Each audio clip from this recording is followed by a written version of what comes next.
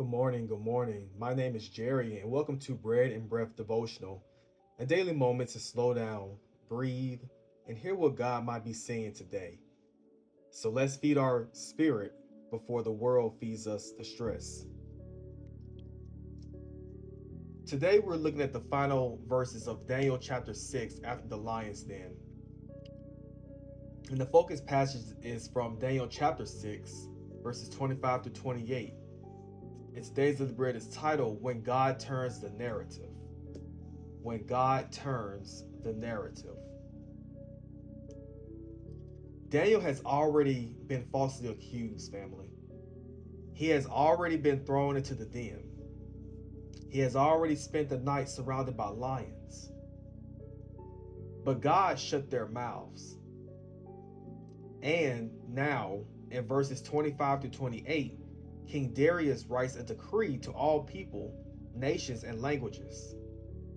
He said, I make a decree that in every dominion of my kingdom men must tremble and fear before the God of Daniel. For he is the living God. His kingdom shall not be destroyed. He delivers and rescues.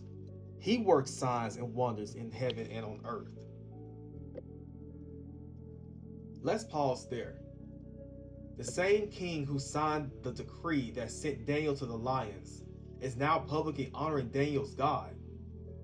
That is what happens when God turns the narrative. Amen. Daniel didn't defend himself loudly. He didn't panic. He didn't compromise his prayer life to avoid trouble. He stayed faithful and let God fight for him. Sometimes we want immediate vindication. We want people to apologize right away. We want the record corrected immediately. But Daniel teaches us something powerful. Faithfulness in private leads to favor in public. Faithfulness in private leads to favor in public. Daniel prayed 3 times a day, even when it was illegal. He didn't start praying more dramatically when the law was signed. He simply continued his consistency. And when he was thrown into the lion den, notice this. God did not stop him from going in. God delivered him through it. That's important. Sometimes obedience doesn't keep you out of hard situations. It carries you through them. Now look at what Darius says.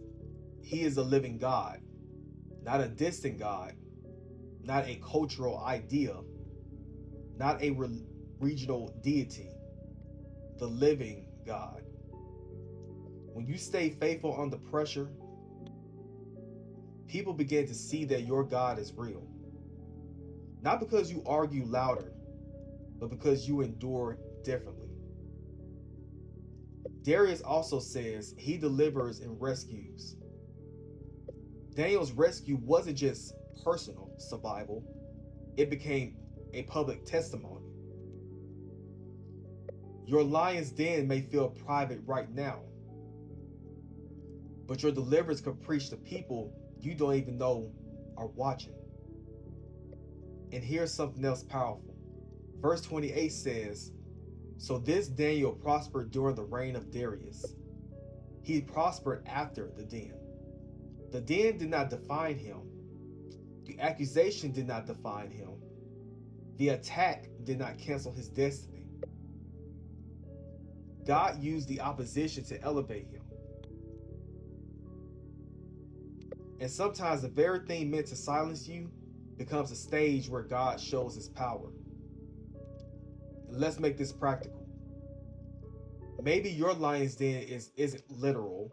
Maybe it's false accusation, a lonely season, a spiritual battle, a health scare, a relational strain. And you're wondering, why didn't God stop this? Because sometimes his glory is revealed not by preventing the fire, but by preserving you in it. And when he brings you out, even your enemies may have to acknowledge his hand. Daniel didn't compromise to protect himself. he trusted God to protect him. And the result? A pagan king declared the greatness of God across an entire empire. Your faithfulness has ripple effects. Stay steady, stay prayerful, stay consistent. God knows how to turn narratives. He is still the living God. He still delivers and rescues. His kingdom still cannot be destroyed. And whatever den you may face, it does not get the final word. God does. If this blessed you, please like, share, comment, and subscribe.